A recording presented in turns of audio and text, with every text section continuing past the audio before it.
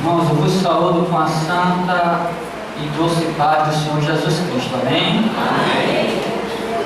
Foi-me dado aqui o tema, sobre a presença de Deus no meio da sua igreja do Novo Testamento. E é com muito temor e tremor que eu me coloco aqui de pé diante dos irmãos para trazer a palavra de Deus, E sem mais delongas, eu queria convidar todos a ficarem de pé neste momento e abrirem a Bíblia Sagrada juntamente comigo no texto básico, que é Mateus capítulo 18, verso de número 20. Este tema, meus irmãos, é um tema muito extenso, como também foi extenso o tema dado ao pastor Walter pela manhã, a presença de Deus no meio do seu povo no período do Antigo Testamento. E por esta razão, eu não vou me prender apenas a este texto inicial, mas ao longo da mensagem irei utilizar outros textos, e eu gostaria que os irmãos, na medida que eu fosse citando os textos, fossem acompanhando para compreendermos melhor este assunto, tá bom? Então o texto básico é Mateus 18, verso de número 20, muito conhecido, que diz: pois onde se reunirem dois ou três em meu nome, ali eu estou no meio deles. Deus aplique desde já essa palavra em nossos corações. Uma breve oração, depois os irmãos podem sentar. Santo e bendito Deus, nós te agradecemos por este dia em que estamos em tua casa te louvando, tanto pela manhã como também agora à noite. Te agradecemos pela forma como o Senhor nos falou pela manhã, e pedimos agora a assistência, a iluminação do Teu Espírito Santo, nesta hora em que outra vez nos colocamos diante da Tua face, para ouvir a Tua voz. O Senhor nos fale por graça e por misericórdia. Nós não merecemos que o Senhor se revele a nós, mas para a glória do Teu nome, Senhor, para a alegria do Teu povo, pedimos isto em nome de Jesus. Amém. Os irmãos podem sentar. Meus amados, nós vimos pela manhã com o pastor Walter a forma como Deus, ao longo da história, Ele foi manifestando a sua presença no meio do seu povo. E vimos que o ápice desta manifestação se deu por meio da encarnação do próprio Deus na pessoa do seu Filho Jesus Cristo, de forma que Cristo é de fato o nosso Emanuel, é Deus conosco, é Deus bem próximo de nós. Nunca a presença de Deus foi tão íntima na vida do seu povo como por ocasião da encarnação. Mas é interessante que quando Deus se encarnou e habitou no meio do seu povo, historicamente falando, há 2000 anos atrás, a sua presença se constituía não só no âmbito espiritual, mas também no âmbito físico, porque diz o apóstolo João que eles apenas não ouviram a Deus, mas eles viram e tocaram no próprio Deus, que estava ali manifesto em carne no meio deles. Mas nós sabemos que o Senhor Jesus Cristo, Ele, após realizar a obra da redenção, Ele subiu para o céu, para a direita de Deus Pai Todo-Poderoso, para fazer a mediação, a intercessão, ser o nosso representante diante de Deus. E a presença física do Senhor Jesus Cristo, a partir da sua ressurreição e ascensão, ela não pôde mais estar com os discípulos, estar com a igreja. Mas o Senhor Jesus Cristo, Ele prometeu que não deixaria o seu povo só. Ele disse em João 14: não vos deixarei órfãos, voltarei para vós, na pessoa do Consolador, na pessoa do Espírito da verdade. Eu o enviarei da parte do Pai, e Ele estará convosco e estará em vós. De forma que hoje a presença de Cristo no meio da sua igreja, no meio do seu povo, como também foi mencionado pelo pastor Walter ligeiramente, ela se dá de forma mais íntima ainda do que quando ele esteve aqui há 2000 anos atrás fisicamente, porque através da pessoa do Espírito Santo, através do seu vigário, que não é outro, mas é o próprio Espírito Santo, Cristo não apenas se põe em nosso meio, não apenas se põe ao nosso lado, Ele se põe dentro de cada um de nós, de forma que Cristo em nós é a esperança da glória. Não somos nós, mas quem vivemos, é Ele quem vive em nós. E através do seu Espírito Santo, esta presença é manifestada cada vez mais, dependendo do lugar que nós damos a mesma. Por isso que o apóstolo Paulo diz: enchei-vos do Espírito Santo. Se nós queremos sentir a presença de Deus conosco, se nós queremos ver a glória de Deus se manifestando em nosso meio, devemos nos esvaziar de nós mesmos e darmos lugar ao Espírito Santo de Deus, o Espírito do Pai e o Espírito de Cristo, que é o seu vigário. Então essa presença é uma presença espiritual, não é?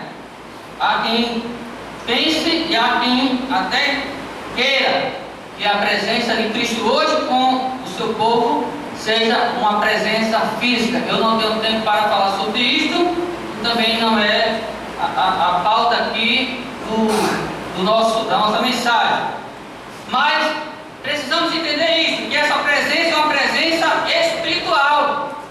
Mas não é porque é espiritual que não é real. Hoje o grupo de louvor da primeira igreja cantou um hino aqui muito interessante, dizendo que Jesus não é dinheiro, mas Ele é real. Eu não posso vê-lo com os meus olhos físicos, mas posso vê-lo com os meus olhos da fé. E o pastor Eudes está sempre aqui nos lembrando, né, que a presença de Deus no meio da sua igreja, ela é uma realidade para a qual nós precisamos estar sensíveis, porque Deus, Ele não se faz presente em nosso meio, em nossa vida, na vida da igreja, esporadicamente, um momento sim, um momento não. Ele está presente continuamente. Por isso Ele disse: eis que estarei convosco todos os dias, todas as horas, todos os momentos.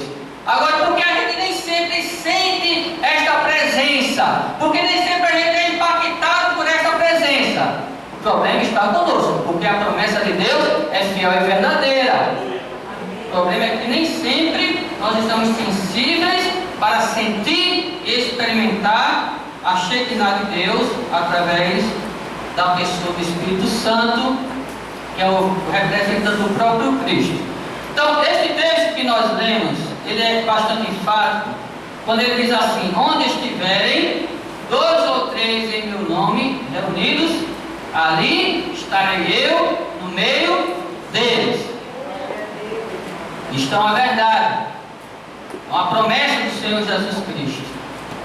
E é exatamente esta realidade, essa promessa, que deveria nos motivar para nos reunirmos, para cultuarmos a Deus, e não outras coisas, não é?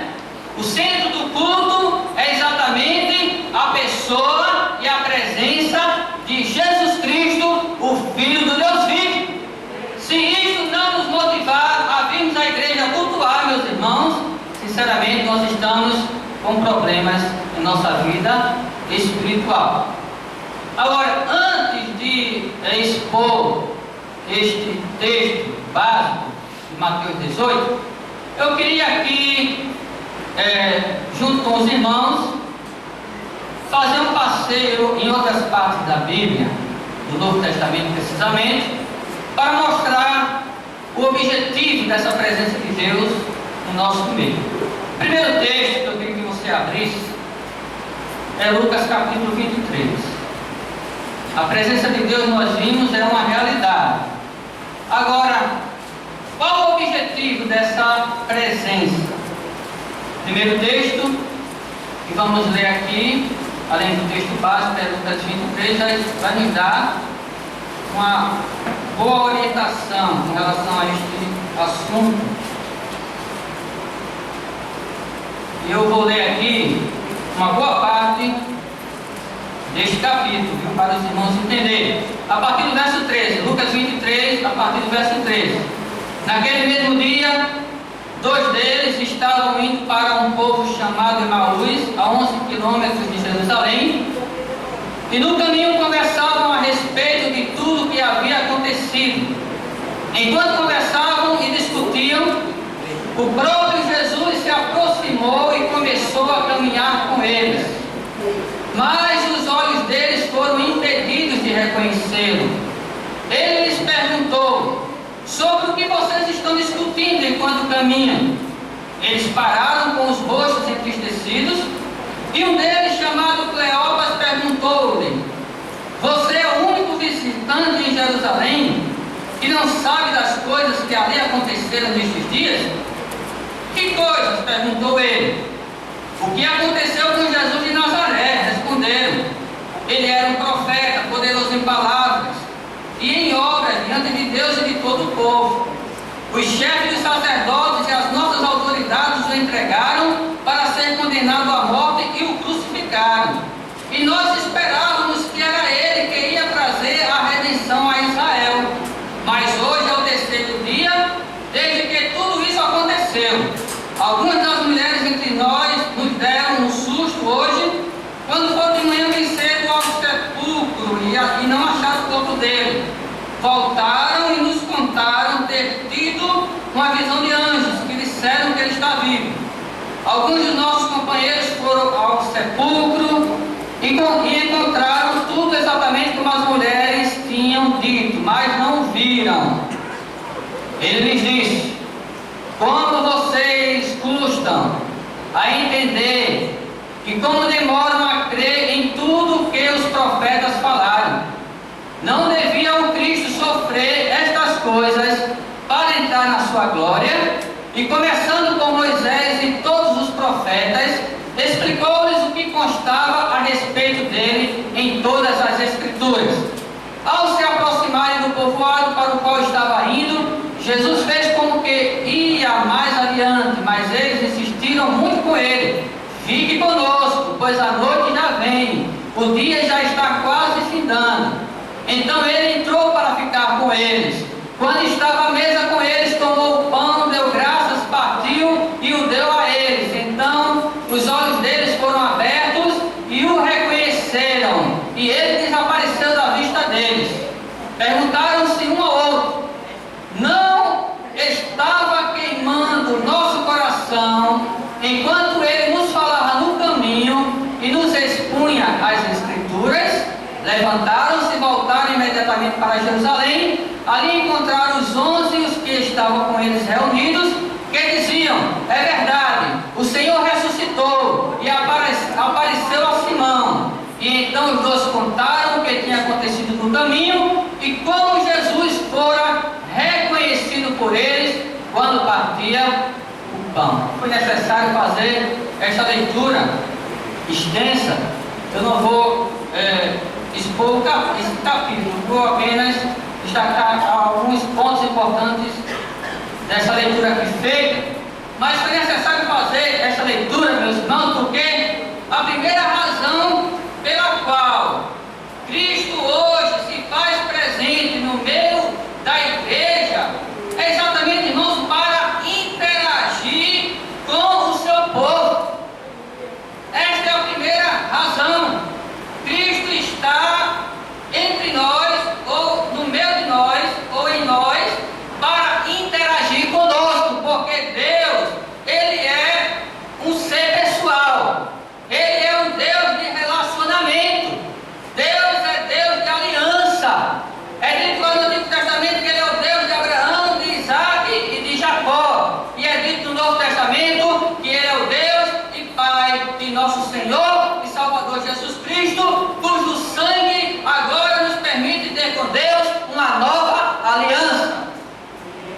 Nós vimos hoje também na mensagem do pastor Walter que quando Deus se reunia com o seu povo no Antigo Testamento, ele se reunia geralmente em um lugar chamado a tenda do encontro, porque ali era o lugar onde ele tinha escolhido para se relacionar com o seu povo, para interagir com a sua igreja veterotestamentária. Então Deus é um Deus de relacionamento, um Deus pessoal. Ele quer interagir conosco, e quando a igreja se reúne, a igreja deve ter em mente exatamente este desejo revelado e manifestado de Deus. O fato dele querer se relacionar conosco. O culto é um encontro entre Deus e nós e Deus. No culto nós falamos com Deus e Deus fala conosco. Nós falamos com Deus através dos cânticos, através das orações, e Deus fala conosco através da sua palavra, sempre que ela é lida e sempre que ela é pregada. Então Deus quer interagir conosco. Deus não nos criou para ficar Ele lá no céu e nós aqui na terra, e um abismo enorme entre nós e Ele, não. Deus quer tabernacular com o seu povo, Deus quer habitar no meio do seu povo, para interagir, para se relacionar pessoalmente com o seu povo. Agora, esse relacionamento não é um relacionamento normal, como há entre eu e vocês. Esse relacionamento é um relacionamento solene. Veja que na mensagem do pastor Walter, pela manhã, nós vimos que a glória de Deus manifestava a sua santidade no período do tabernáculo, no período do templo. E a glória de Deus era tão grande, a santidade de Deus era tão grande, que muitas vezes os sacerdotes e o próprio Moisés não podiam se achegar na presença de Deus. Meus irmãos, quando nós estamos vindo para o culto, nós temos que entender que estamos indo ao encontro de Deus, e Deus está vindo ao nosso encontro, mas é necessário nos prepararmos para este encontro. Por isso que a mediação de Cristo é muito importante. É muito importante nos reunirmos em nome de Jesus. É por isso que nós começamos o nosso culto saudando uns aos outros com a paz de Cristo, porque é Cristo que permite o acesso à presença de Deus, de forma que a gente não seja fulminado. Agora, mesmo Cristo nos concedendo este livre acesso, este novo caminho, como diz o autor da carta aos Hebreus, é necessário santificação de nossa parte. É o que o apóstolo João diz: se confessarmos nossos pecados, mesmo já estando em Cristo, mesmo já estando perdoados, lavados e remidos pelo sangue do Calvário. Mas o apóstolo João diz: se confessarmos nossos pecados, Ele é fiel e justo para nos perdoar os pecados e nos purificar de toda injustiça. É necessário compreendermos este aspecto da presença de Deus. É isso que nós vemos neste capítulo 23 de Lucas. Vejam como é que eles perceberam a presença de Cristo com eles. Enquanto eles não tinham percebido que Cristo estava ali com eles, lado a lado, eles estavam tratando a Cristo como um peregrino qualquer. E o Senhor chegou para interagir com eles. Já era o terceiro dia desde que Jesus tinha sido morto e tinha vencido a morte. E eles estavam com a sua perspectiva muito aquém daquilo que o próprio Jesus tinha ensinado e daquilo que tinha sido anunciado por todos os profetas do Antigo Testamento. Eles tinham perdido a esperança. Eles disseram: ora, você não sabe, disseram para Jesus, você não sabe o que é que aconteceu nestes últimos dias, porque Jesus se pôs ao lado deles, viu eles cabisbaixos, e perguntou: por que é que vocês estão conversando entre si? Por que vocês estão com um semblante tão abatido?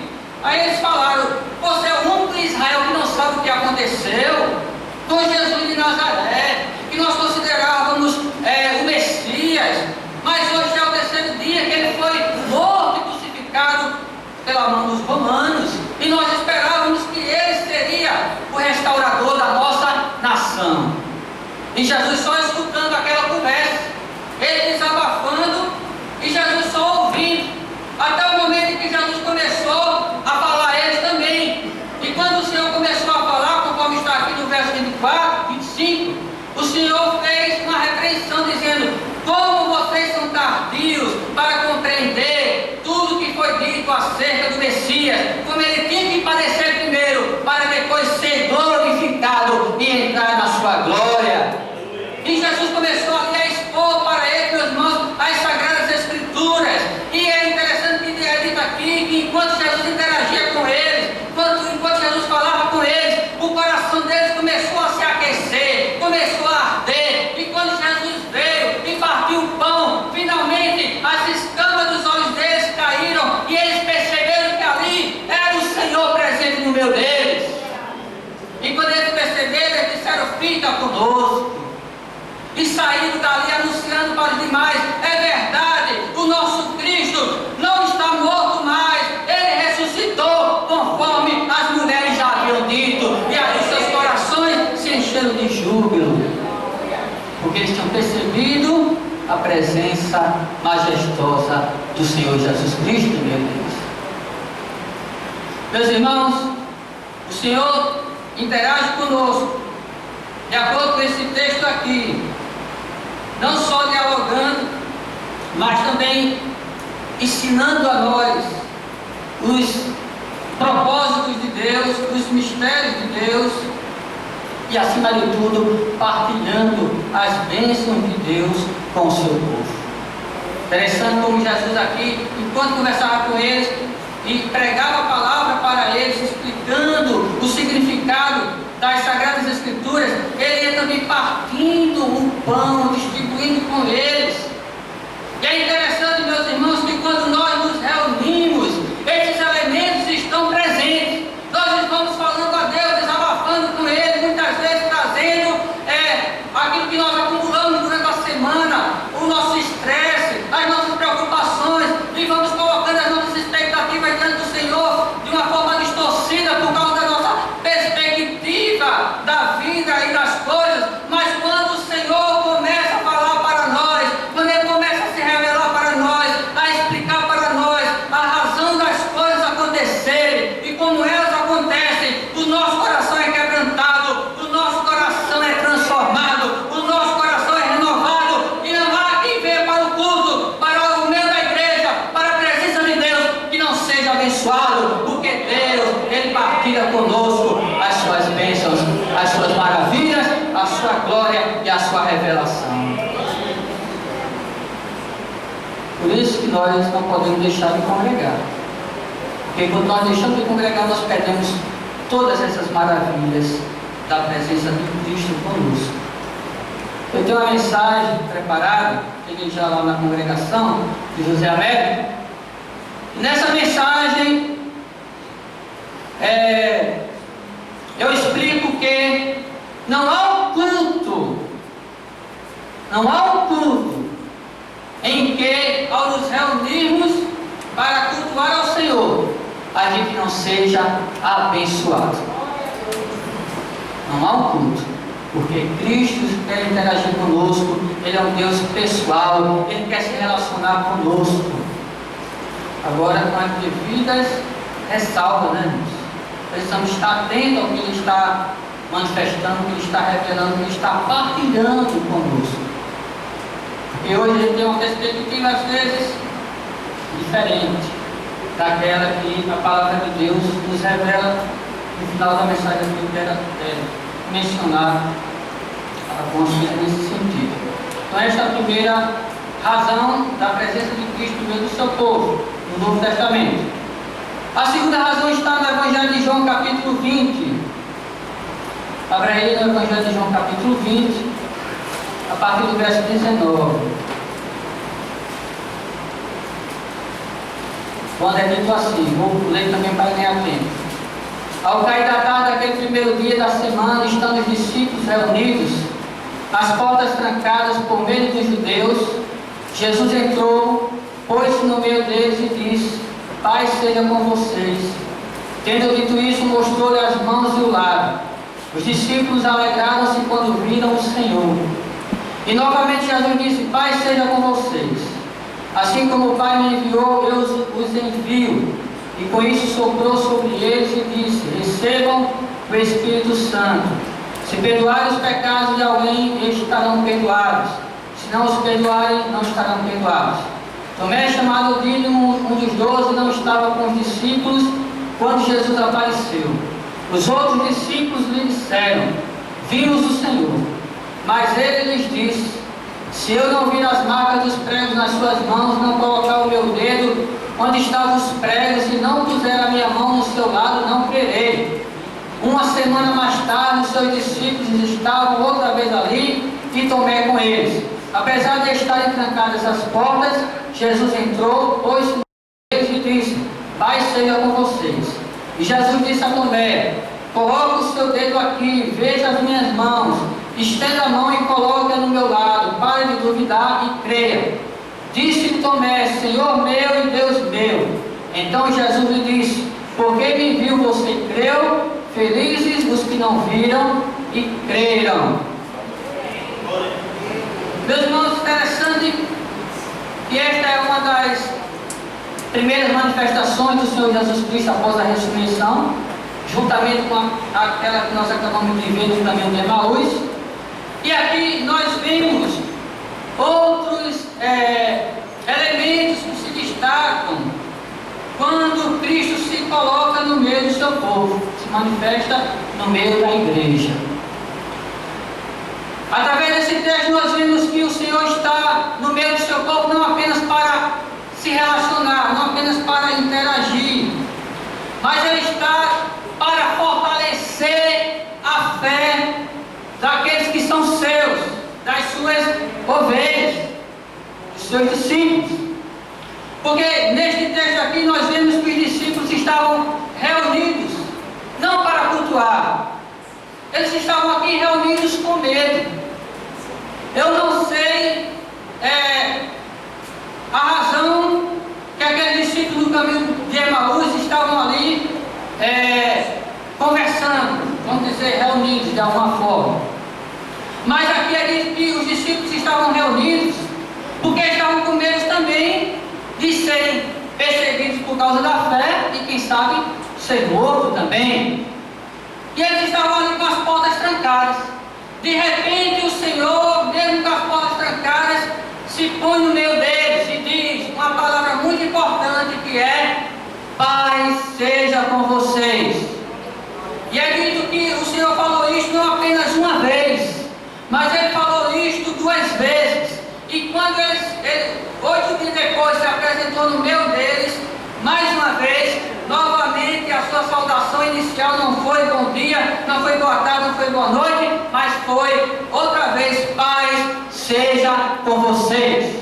Porque o Senhor os saudou daquela forma, porque eles estavam ali com medo, como nós falamos, mas o Senhor estava ali para consolá-los, o Senhor estava ali para encorajá-los, o Senhor estava ali para fortalecer a fé deles, para que eles não recuassem, mas fossem em frente. E aí o Senhor vem e sopra sobre eles o Espírito Santo e diz a eles para que eles possam ir e pregar o Evangelho, porque assim como o Pai o tinha enviado,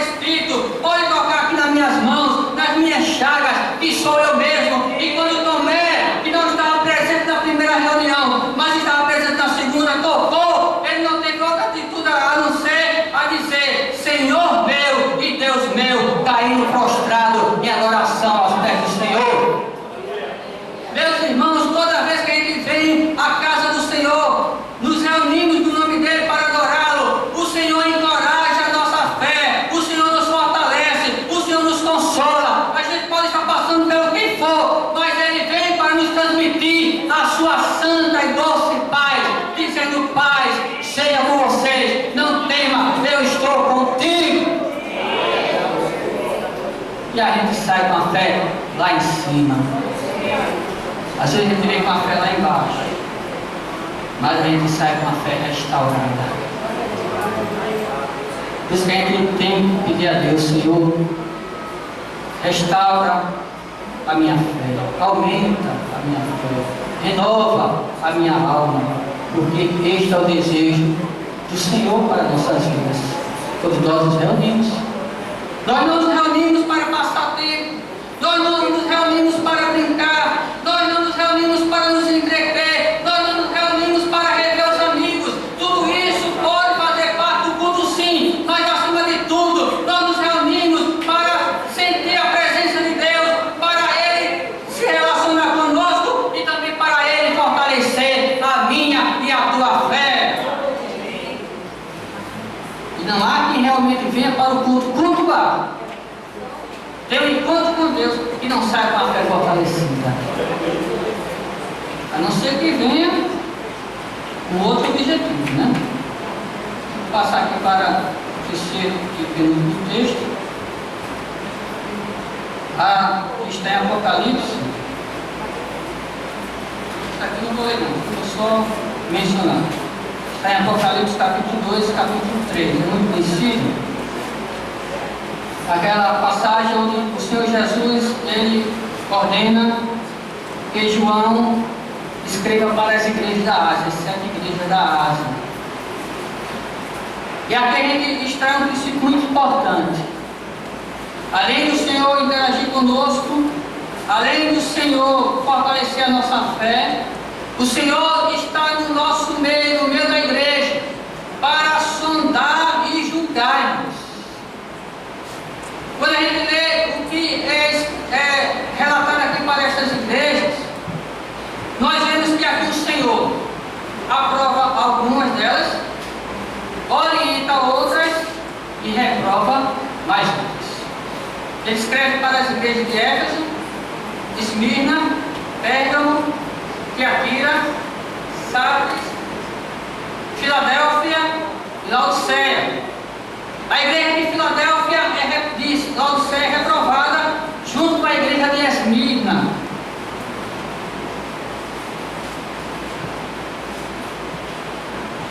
A igreja de Filadélfia é aprovada. E as demais igrejas, elas são orientadas. Em parte elas são elogiadas e por outro lado elas são censuradas.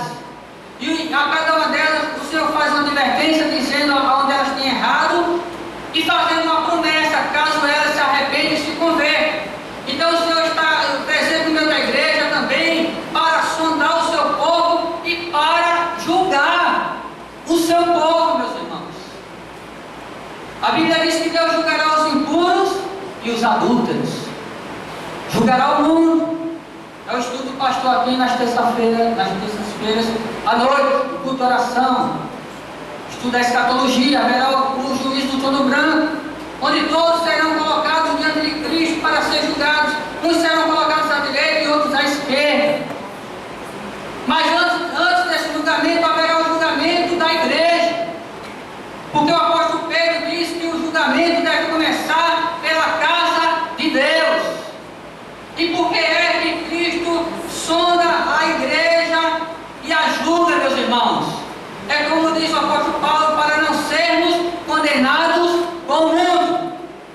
Igreja é lugar de relacionamento com um Deus santo. E o propósito de Deus é moldar a nossa vida, é moldar o nosso caráter, é nos santificar. Foi para isso que Ele nos deu o Espírito Santo.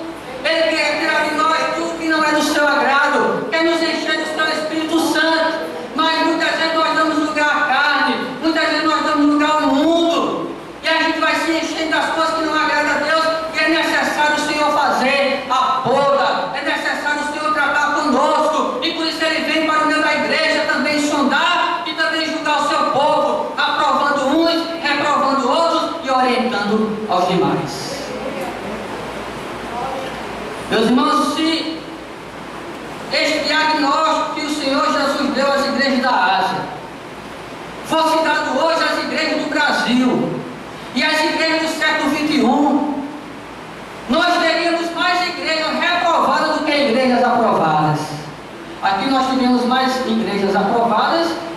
reprovadas.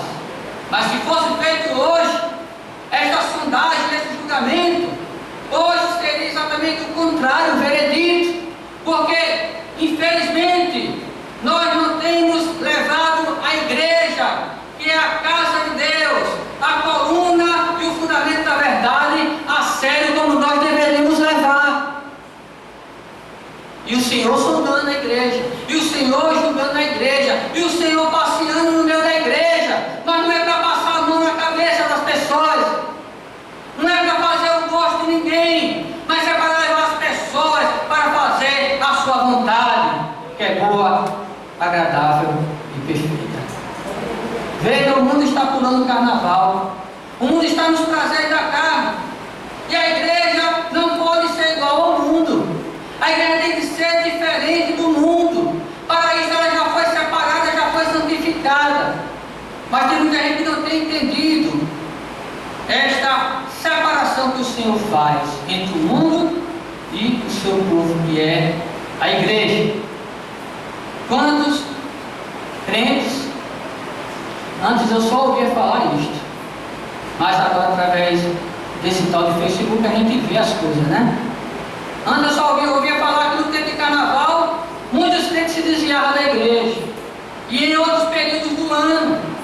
Mas agora a gente pode ver pessoas que nesse período se desviam facilmente e depois voltam para a igreja como se não tivesse acontecido nada demais.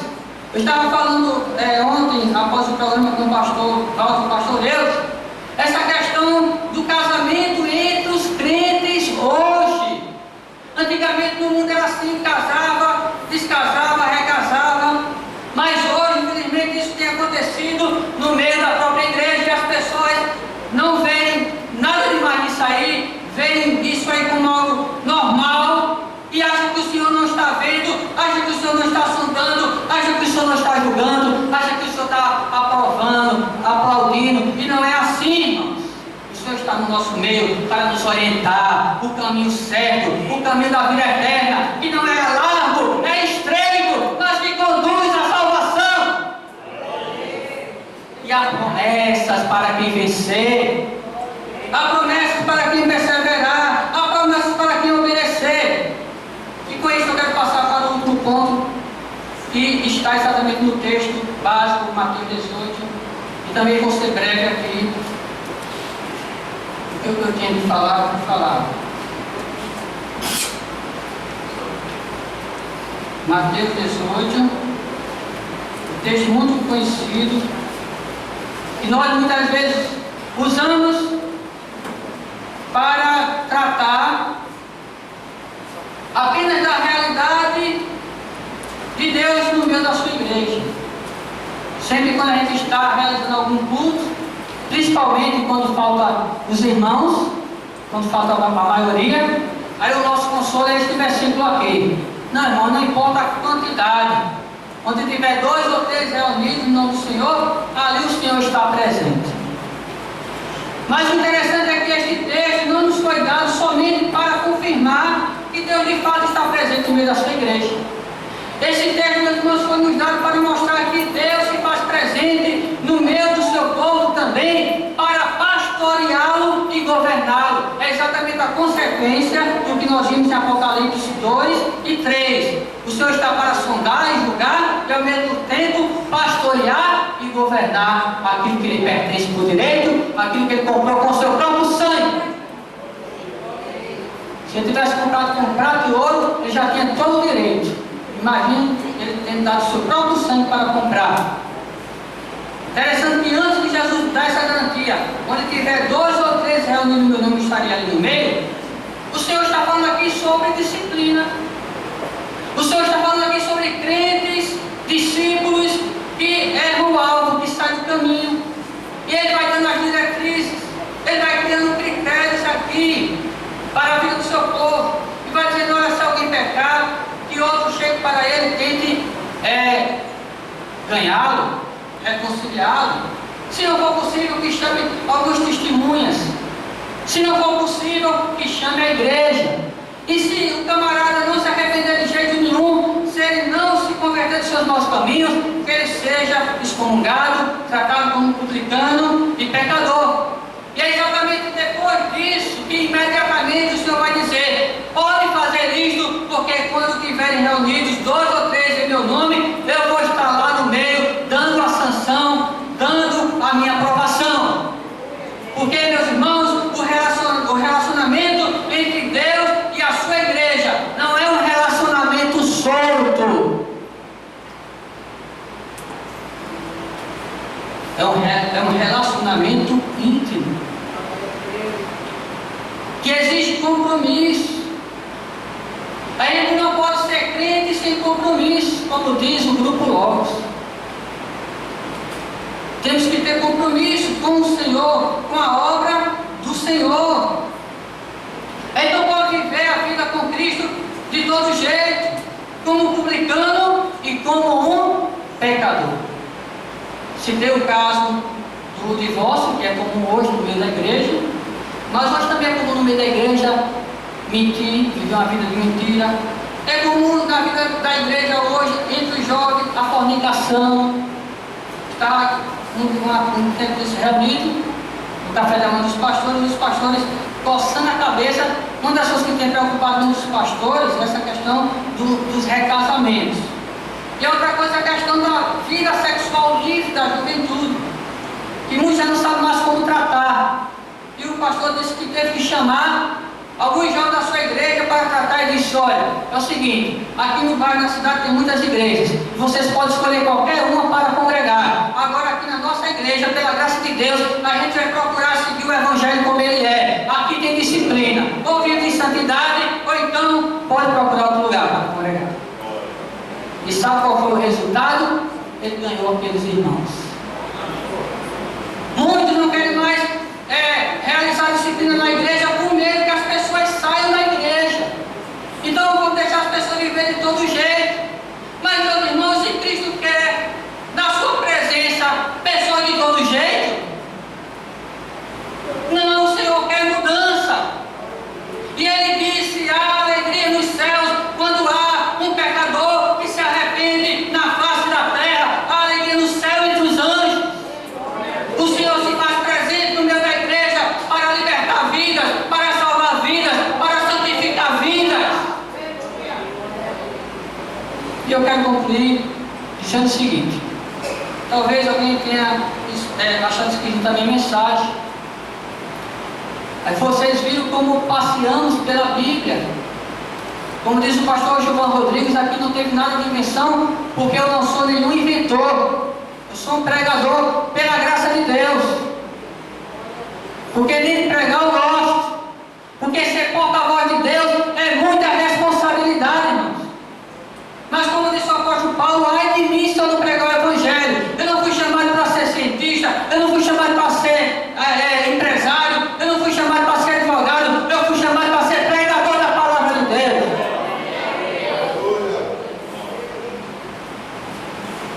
E é interessante que hoje as pessoas dizem assim: nós vamos à igreja para se emocionar, nós vamos à igreja para levantar o astral, levantar a estima, nós vamos à igreja para se arrepiar. E se estas coisas não acontecerem, se não verem algo sobrenatural, algo do além, então muitas pessoas saem do culto como se estivessem indo para uma missa, vazias, e dizem: eu não senti a presença de Deus, Deus não esteve no nosso meio. Alguém até já observou que alguns pregadores chegam ao cúmulo de dizer que a presença de Deus só é manifesta quando ele sai do banco e vem para o púlpito pregar a palavra, como se antes Deus já não estivesse com o seu povo.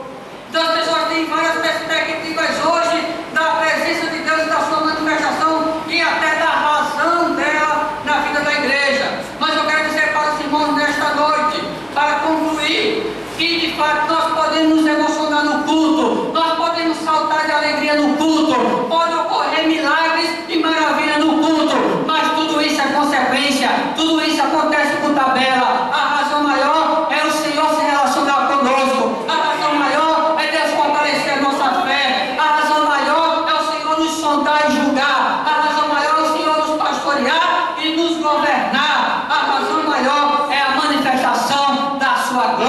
da sua Shekinah.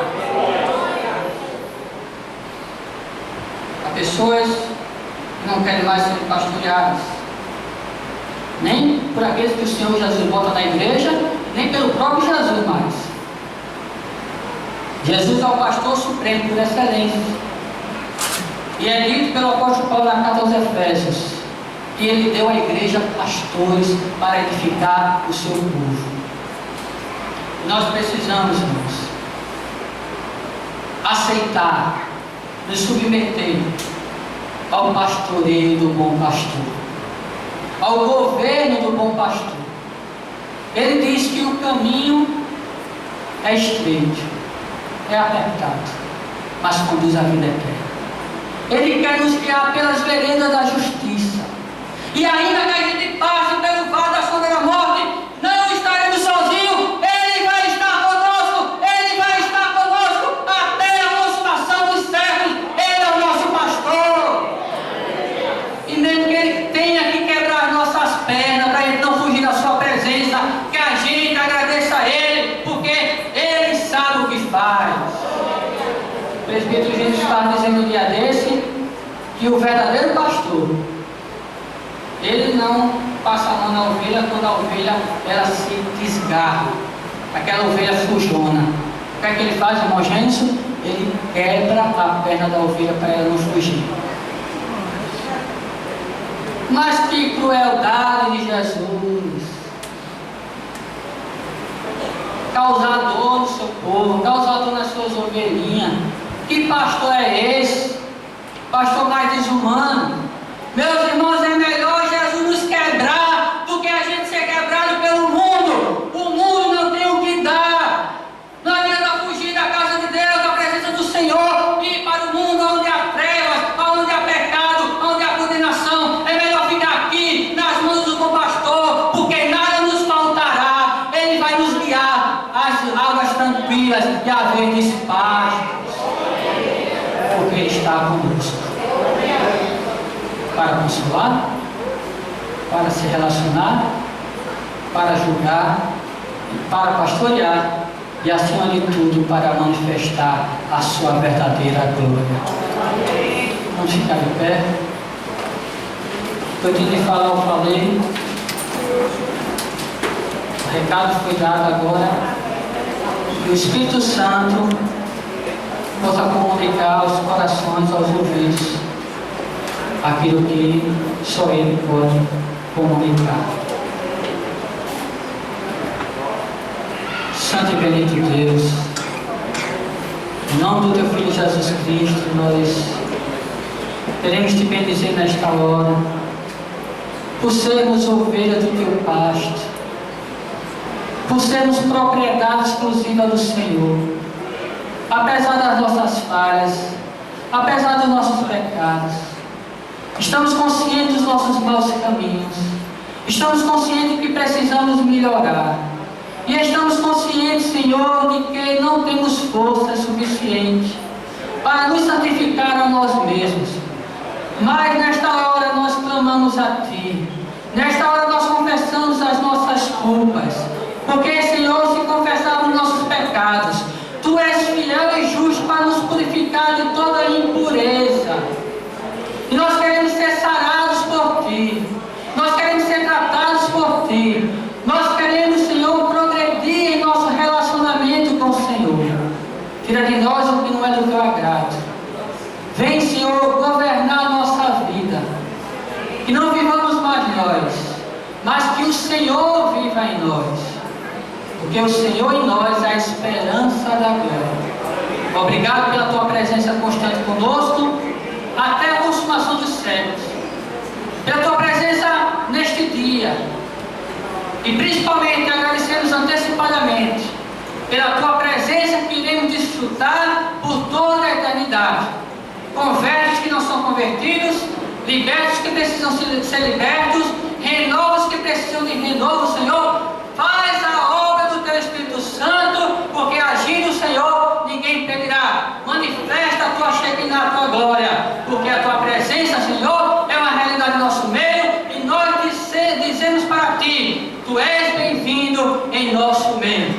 Louvado seja o Teu nome. nome, obrigado por tudo. Em nome de Jesus, nós pode sentar, Deus abençoe a todos.